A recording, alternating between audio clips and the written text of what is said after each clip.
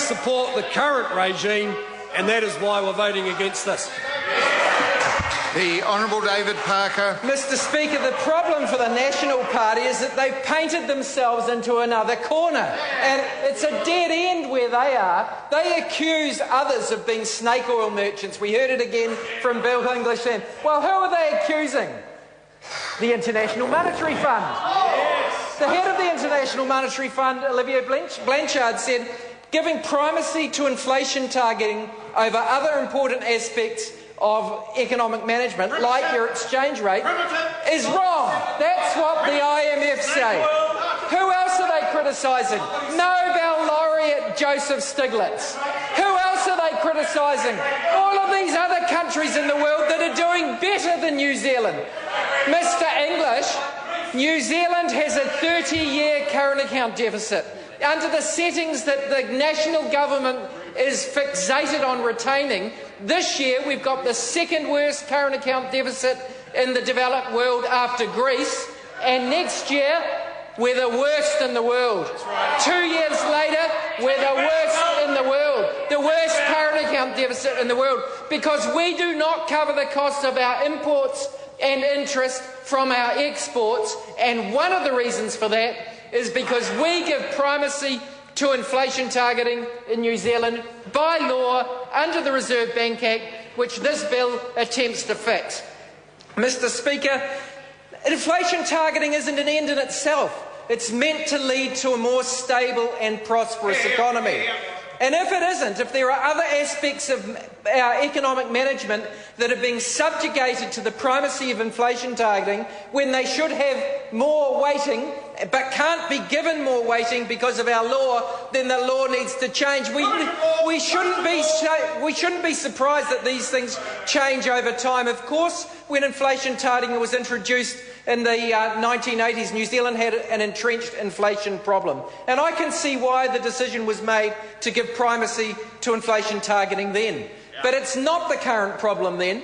If we look back through history, we see something that another expert in inflation and monetary policy said to me recently, a guy, Jeffrey Frankel from Harvard. He said two things which are common sense. First of all, he said, no one system of monetary policy is right for every one country in the world. And then he said, no one system of monetary policy is right for any one country all of the time. We should not be surprised by those two propositions. Look at our history of the world. Until the Great Depression, the gold standard worked pretty well.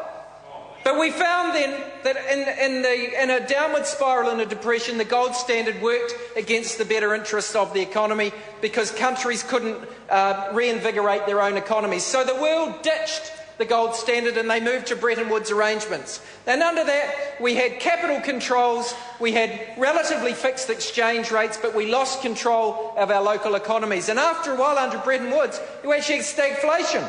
That system of monetary policy stopped working, and so we moved on to monetary policy that focused initially on the supply of money, and that stopped working, and then we moved on to inflation targeting, and that stopped working. And even if you didn't believe that it stopped working if everyone was doing it, most countries in the world aren't, and the few countries that are left doing it are being slaughtered by competitive devaluation in the countries that are pursuing a new route.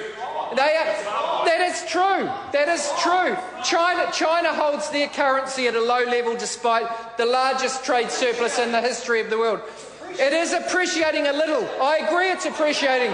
It is appreciating, but it is still held at falsely low levels while ours is held at falsely high levels. Mr Speaker, we've got the Singaporeans managing their regime by managing to a moving range, and they're doing better than we are. We've got Germany benefiting from a euro held falsely low because of problems in Greece and Portugal to the advantage of their exporters, and that too is driving New Zealand's currency high. We've got the Swiss printing money to manage their currency to a fixed amount, and that's hurting New Zealand, and we are ignoring it here. We faced a competitive devaluation abroad. We are not going to get out of the hole that this government's got us. A $10 billion deficit externally last year. That's $10 billion more of external debt into New Zealand and asset sales to foreigners. This cannot continue. It cannot be fixed by changes to the Reserve Bank alone, but it is an important part of the cure, and why the National Party are not willing to have a debate at Select Committee, to hear from the economists, to hear from the manufacturers, to hear from the people, 160,000 or their representatives who've gone to Australia. One more thing, Mr. Speaker, sit back. We've had the best terms of trade in a generation in New Zealand and not one current account surplus. Australia has had a minerals boom for a decade and they haven't had one either. The Emperor has no clothes. Inflation targeting has passed its use-by date.